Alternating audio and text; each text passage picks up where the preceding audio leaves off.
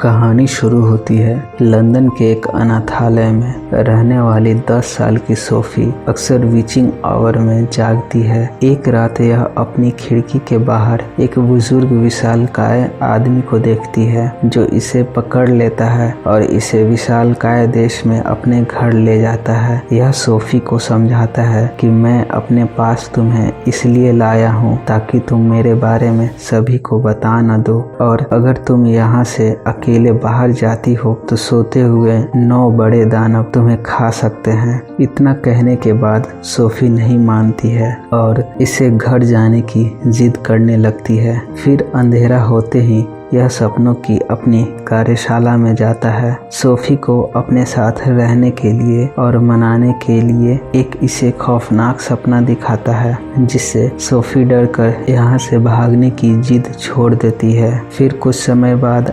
आदमखोर दानवों का बचकाना नेता यहाँ आ जाता है और अपनी उंगली पर कुछ लगाने को कहता है। तभी इसे इंसानों की महक महसूस होती है और यह सोफी को सूंघने लगता है। सोफी को जैसे ही ककड़भुजा के साथ खाने की कोशिश करता है, तभी बुजुर्ग इसे ककड़भुजा को छोड़ने के लिए मना लेता है और सोफी इस ककड़भुजे से निकलकर छुप जाती है। फिर दानों को यहाँ से जाने के बाद सोफी को नहलाता है और इसे कपड़े पहनने को देता है। फिर इसका बिस्तर पेड़ के अंदर बनाता है। बुजुर्ग अपने काम से सपनों के देश में जाने की तैयारी करता है, पर सोफी भी इसके साथ जाने की जिद करने लगती है और कुछ समय बाद सोफी बुजुर्ग को सपनों के देश की यात्रा पर ले जाने के लिए राजी कर लेती है। यह दोनों जैसे ही यहाँ से जाने की कोशिश करते हैं, तभी गलती से सो रहे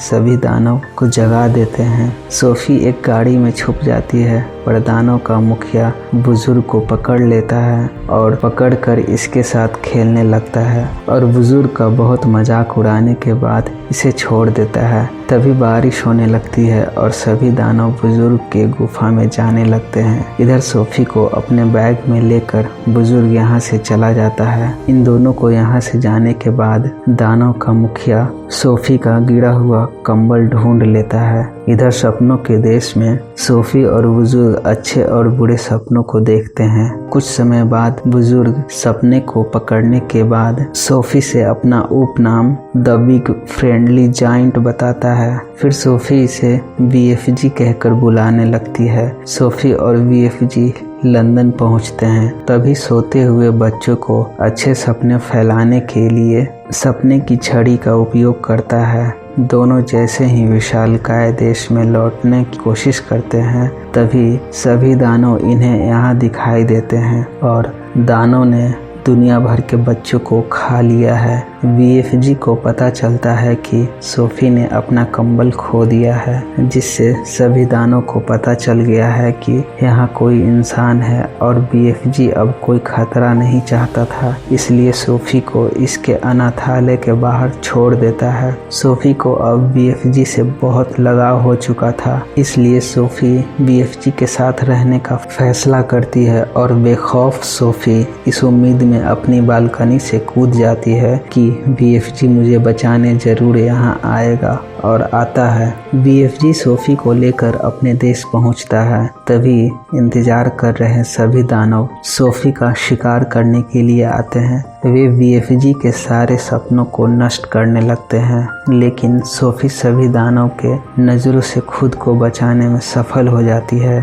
फिर BFG दानव को गर्म लोहे से इन लोगों को भगा देता है। सोफी BFG के साथ रहने वाले आखिरी इंसान का घर ढूंढ लेती है, जिसमें उसके सामान के बीच महारानी विक्टोरिया का चित्र मिलता है। फिर सोफी BFG को एक योजना तैयार करने के लिए प्रेरित करती है।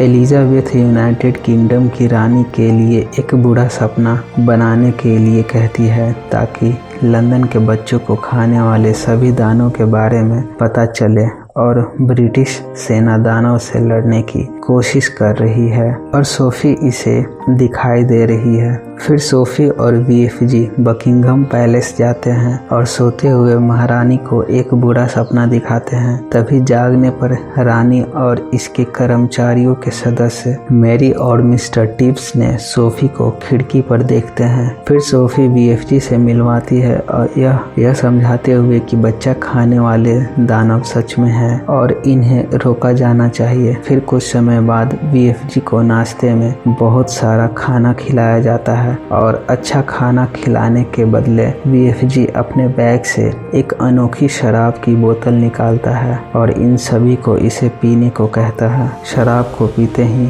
सभी लोग गैस छोड़ना शुरू कर देते हैं। फिर कुछ समय बाद सोफी रानी के सैनिकों को बीएफजी के देश में ले जाती है। बीएफजी और सोफी इन सभी दानों को एक बुरे सपने दिखाने की सोचते हैं, लेकिन बीएफजी अपने सपने दिखाने वाली छड़ी को खो देता है। सोफी बुरे सपने को लेकर खुद दानों के पास चली जाती है। तभी दानों का मुखिया जाग जाता है, पर सोफी इन सभी के ऊपर बुरे सपने छोड़ देती है। फिर सैनिकों के हेलीकॉप्टर द्वारा इन सभी दानों को पकड़ लिया जाता है और एक अलग थलग द्वीप पर ले जाया जाता है और सभी दानों को एक बेकार सी खाने वाली सब्जी और उसके बीज के साथ इस द्वीप पर छोड़ दिया जाता है। फिर मैरी द्वारा सोफी को गोद ले लिया जाता है और रानी के महल में रहने के लिए आती है। कुछ समय बाद बीएफजी के सपने से जागती है। इधर बीएफजी अपनी कहानी लिखता है और सोफी जब भी अकेला महसूस करती है, बीएफजी इसकी बातें सुनकर मुस्कुराता है और कहानी खत्म हो जाती है।